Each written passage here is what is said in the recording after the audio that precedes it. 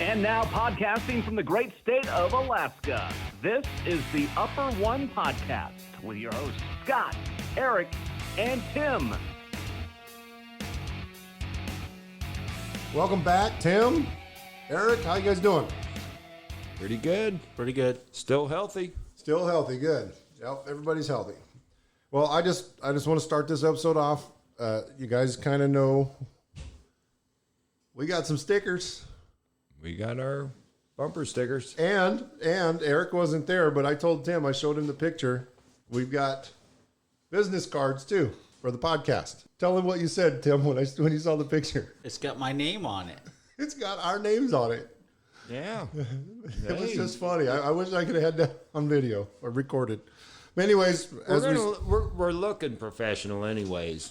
Might not be sounding it too well, but we're looking at. Dad, I don't want any comments from the peanut gallery about our professionalism, okay? We'll just leave that disclaimer right there.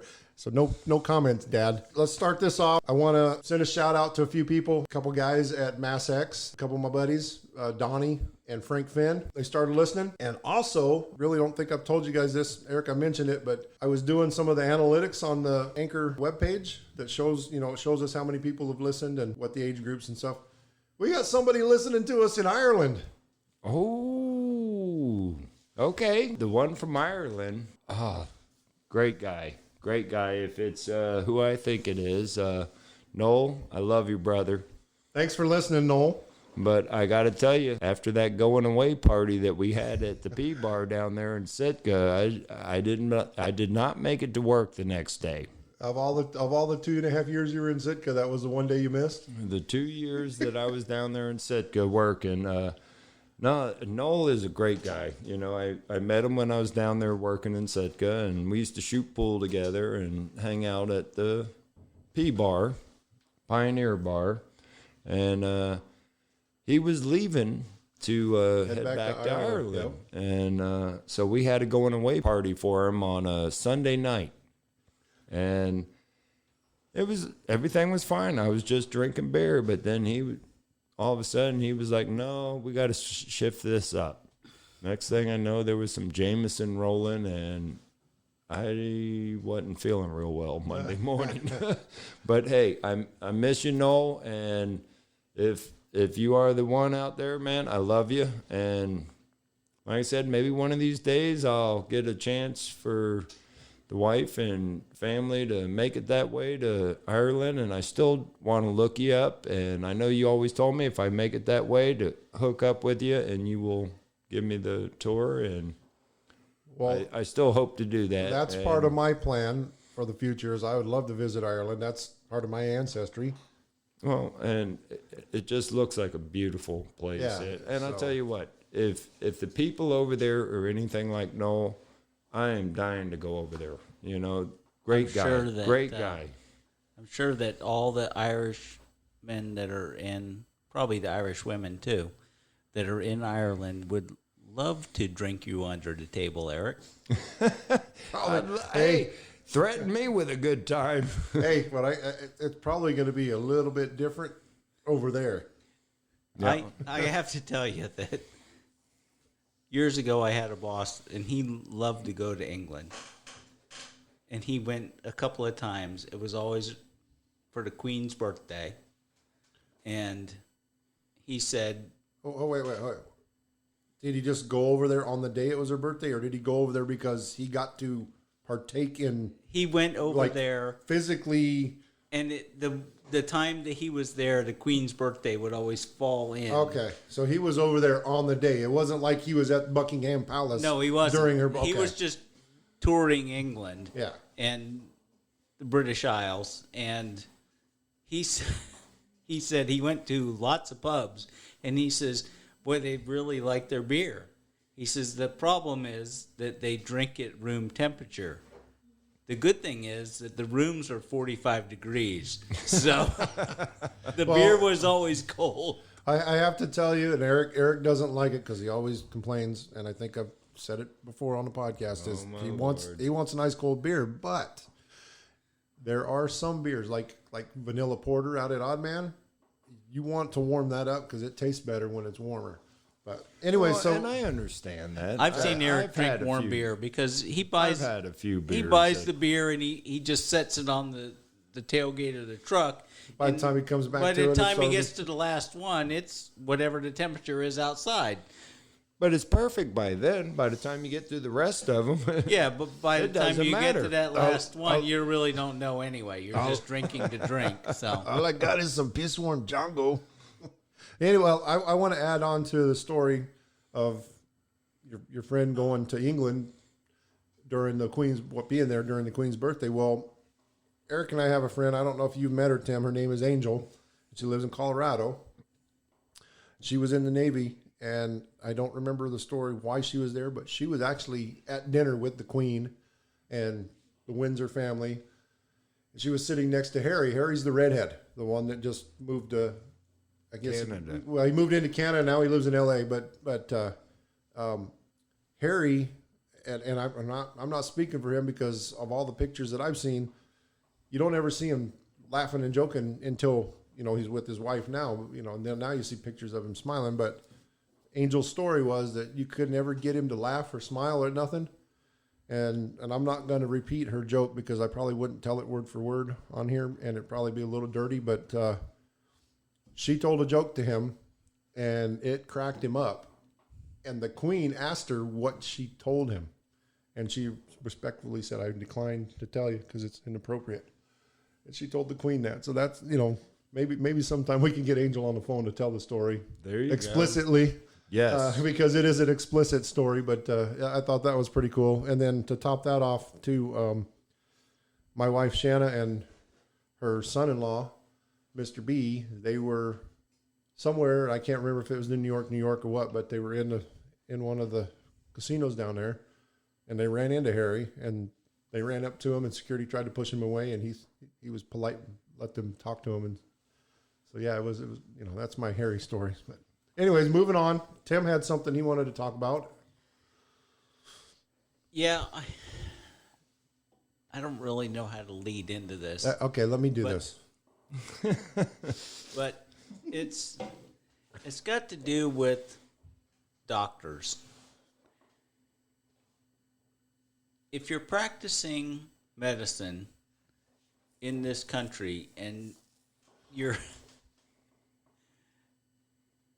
trying to communicate with family members or even the patients, you should be able to have a pretty good command of the English language to where people can understand what you're saying. I know a lot of people from foreign countries come to the U.S., go to medical school, and then they practice medicine, or they get jobs at hospitals and things like that. But they really need to have a better Enunciation. enunciation is the word, because I was talking to a doctor the other day concerning my wife, and it was really I really had a hard time understanding. And at this time, because of everything that we're going through, she probably was wearing a face covering, which they all are in the hospitals. But I couldn't really hear well on the phone, and then I had a hard time understanding what she was saying because of the language.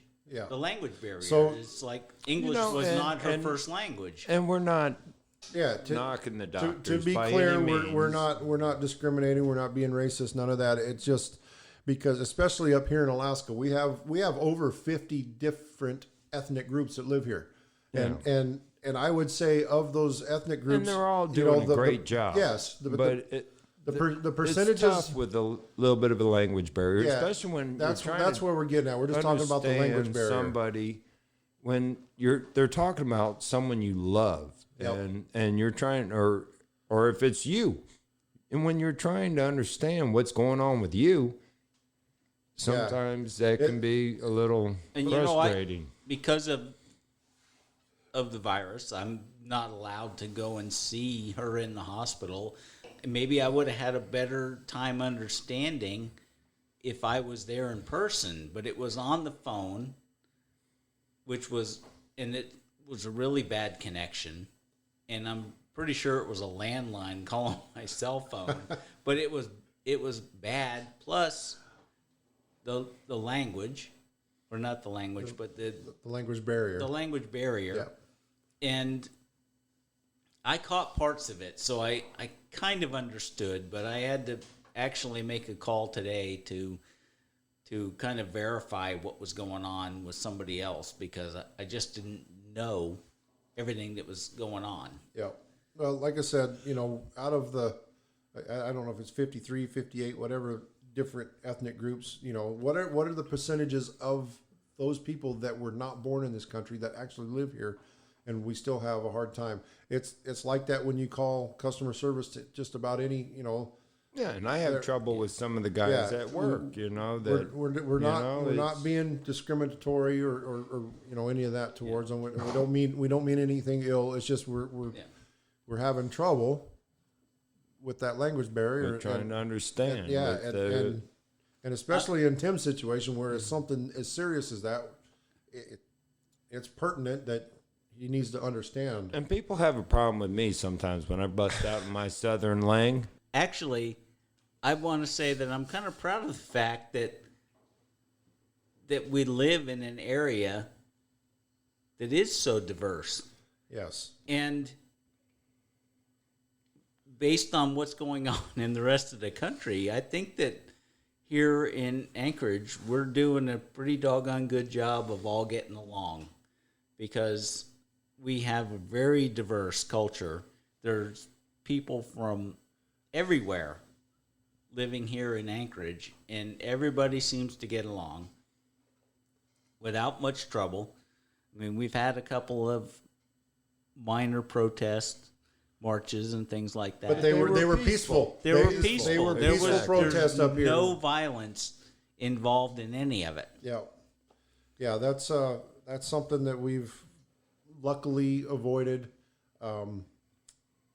In other discussions, I think that on the national scene, they would be silly to send the radical groups up here because of our population and the 2A rights and all that. That everybody, the percentages that live here that carry. I think that probably a lot of the people here would be very opposed to Yes. any groups coming up here that were they'd of a be stupid. militant nature. Exactly. Because If it that, just wouldn't fly. if that militia had to come, They'd run into a brick wall. That's up what I'm here. saying. the percentages of 2A rights people, and every gun carriers and stuff like that, they would be out of their mind sending somebody up here. But I can see you're dancing in your seat over there. Scott has got a new toy. Just to let everybody know, he is just dying to spout off about his new toy. So let's open the floor to Scott for a quick minute. There you go, Scott.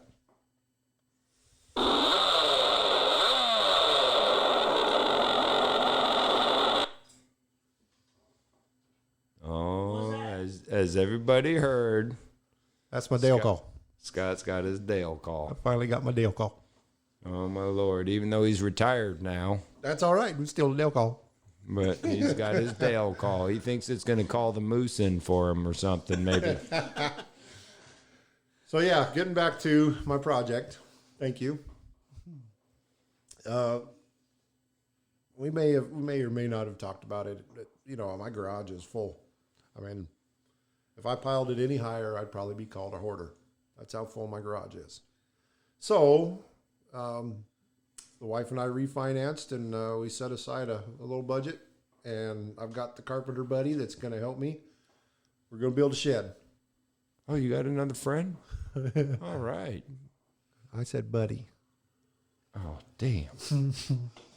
But so Eric and I we're gonna be driving some nails here pretty soon.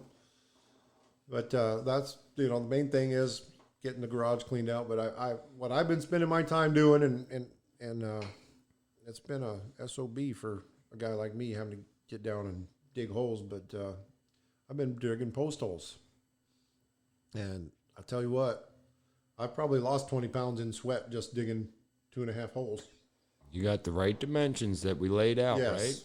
Yep. Okay. We set them up. I've got one full hole to dig, and then now that I've found the easy way, once the post hole diggers don't work anymore to pull the dirt out, I found an easy way to get it out. So I've got to take the other 2 holes down another 6 inches or so. But that's where we're at. We're gonna have a really nice shed in my backyard. Well, yeah, I only do nice work. Yeah, no chicken coops. That's right. I ain't a chicken coop builder. I got a word of advice. Is hide the B and don't let him get the C, because that wastes too much time. What? Hide the beer. Oh, and the cigarettes. And the cigarettes. Oh, Yes. man, you need to get away from me. Well, Don't you have something at home to go do? It's a word of advice. If you want some work out of him, hide it. It took him 3 days to build a 10-foot fence. Hey. Even with my help. Hey, Rome wasn't built in a day. No, it wasn't, but a shed can be built in a weekend. On to other news. I've about had it with this abuse. Bye, Felicia. There's 2 doors. Bye, Felicia. So, I don't know where to next go. subject. Do I need to? A new intercepting call. That sucker shakes, man. Look at that. It's got a little air intake on the top or air filter. It's got headers comes out that light up, and that thing shakes, man.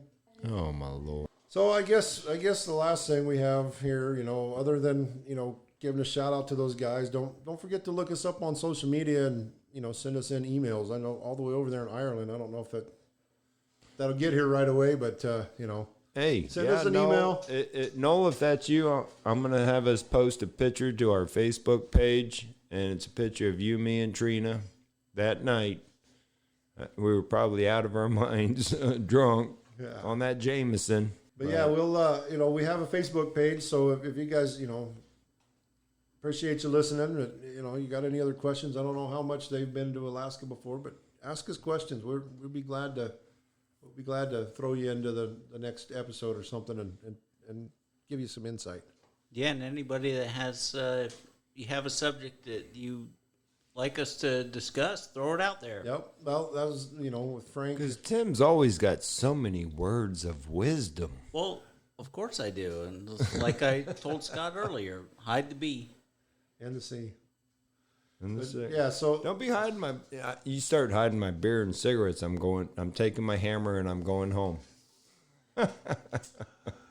yeah. Well, like I said, I look forward to that. We'll get that done, and I ain't posting pictures of my shed on here because we might be making sanitizer out of it. But moving on, we have some updated news. We've had a lot of controversy here lately with the city here in Anchorage, but our mayor come out, and it looks like we're hunkering down again starting Monday morning. Yeah, I mean, people need to just start listening. They're running amok and pretending like nothing exists anymore and going to these bars and that. And I'm not just knocking the bars. It's restaurants, it's stores, it's everywhere. I'm not knocking just one retail business at all. But people just are not obeying the mask rule and that, and this is what it's leading to. Our numbers are going up, and it's just bad. And Well, in my opinion, and I think if you read between the lines of what they're saying, the bottom line is the numbers are going up because there's more tests, right? If you only test 100 people and you get 50 of them positive, then you're going to stay at 50. But you start testing hundreds of thousands of people, you're going to get 50 to 60,000 cases, right? And I understand that, but I know I go to the Holiday, the little local Gas little stations. store here, and I'm wearing my mask, and I still see people walking in with no mask, and they're not doing their part. Yes, we all need to treat it like everybody has it, but where I was going at is the way I feel, because I know I'm not sick. I've been tested. Doesn't mean I couldn't have caught it since I've been tested, but I know I'm not sick. I'm just going to do it just to make other people peace of mind. I'm not going to pass it on to you if I'm not sick. There's nothing to pass on to you. So why should I wear a mask and change my lifestyle? But Well, like I said, it's a piece of mind. mandatory thing for one thing, Actually- I think, in Anchorage, but it's, like I said, it's peace of mind for everybody. Yes. And like I said, I'm not wearing the mask for me. I'm wearing the mask to protect you. Right. So here's the thing: is that I lost my train of thought. Want me to, It's horrible to get old, but I'm going to start. Okay, did you get it? Did you get it? Do I need to go into something else until you remember? yes. Okay, so here's Eric was rambling on so much I lost my train. put your hand up as soon as you remember. Okay, so Oh, Mr. Carter, Mr. Carter. so here's my idea. All right, we talked about the homeless and all that in the 22. Just aged myself, too. Welcome back. With the $22.5 million that they were going to use for the 4 buildings here in Anchorage, why don't they squash that?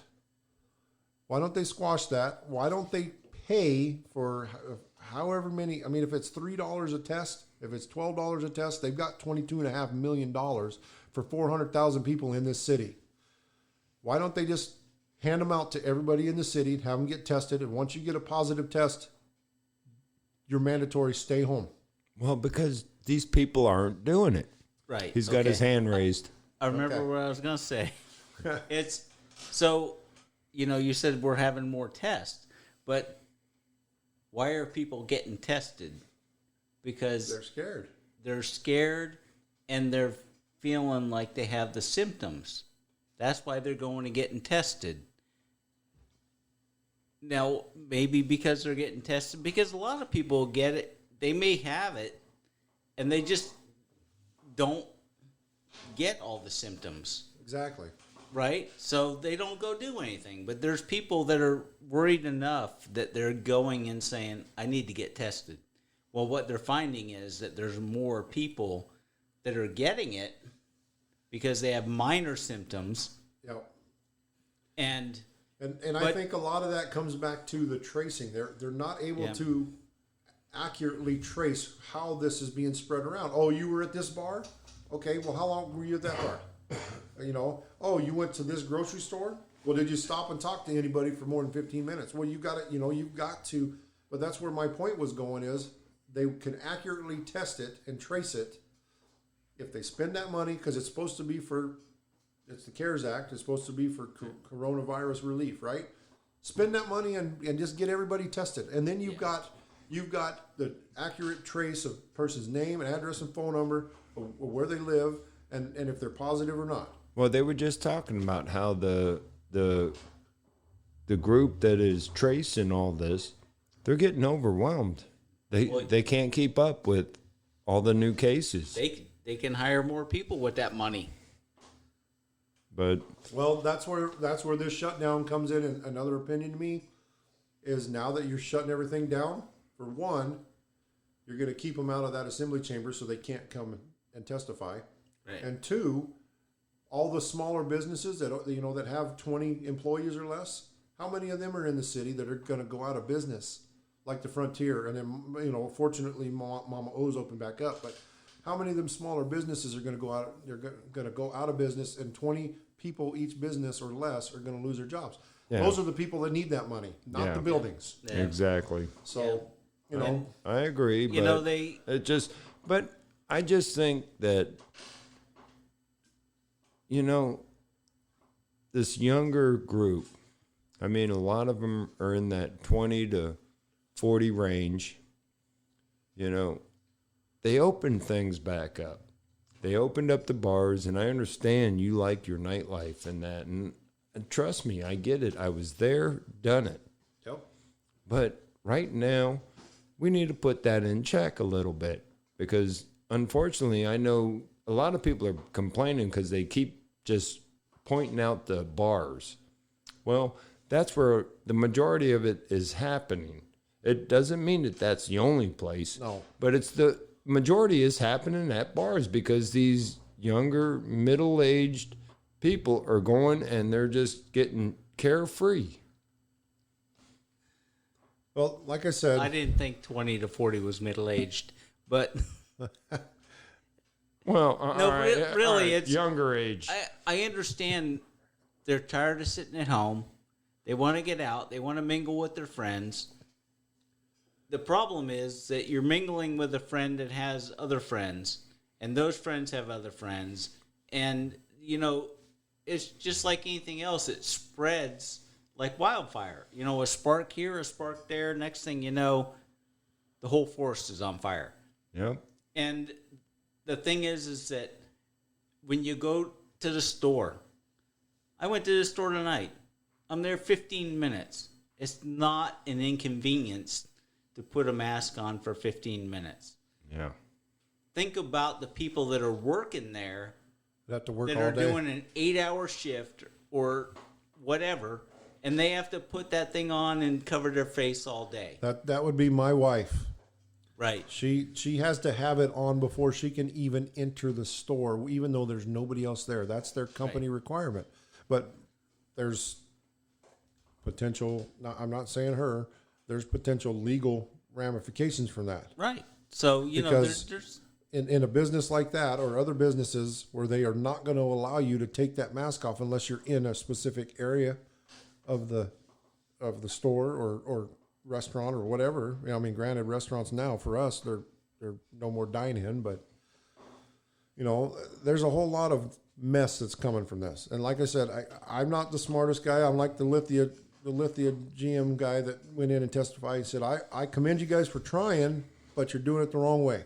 And in my opinion, if you're wanting to trace everything, you get everybody tested, and then once somebody's come back positive, you have to mandate them.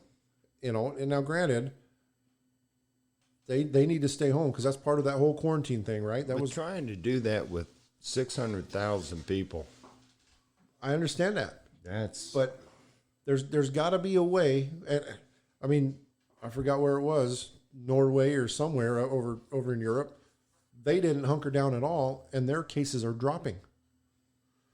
Somewhere over there across the pond. I don't remember. I'm not saying Sweden. because- It was Sweden. I don't think it was Switzerland. It was Sweden. But they're doing something right. New Zealand had it too. They're being smart. And unfortunately, we got too many stupid people in Exactly. this country That's that are worried about nothing but themselves. what's wrong. Well, you know, for years and years and years, we've been able to do whatever we want. We're the land of the free. So, you know, God it's forbid they take a little bit of. like, well, You you give know, them an inch, they're going to take a mile.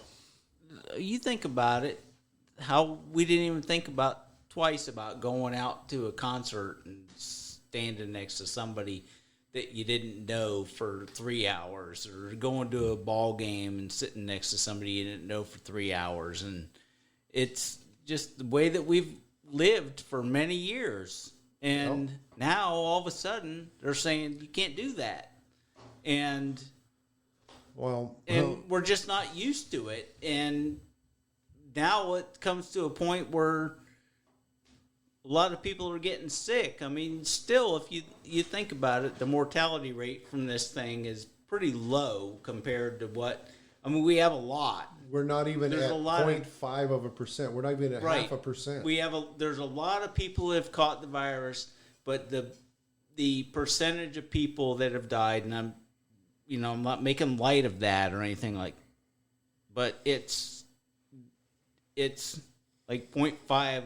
It's of half of 1%, so percent. half a percent. So, Yeah. and a lot of those people already had some underlying health condition. Yep. Well, that's another thing.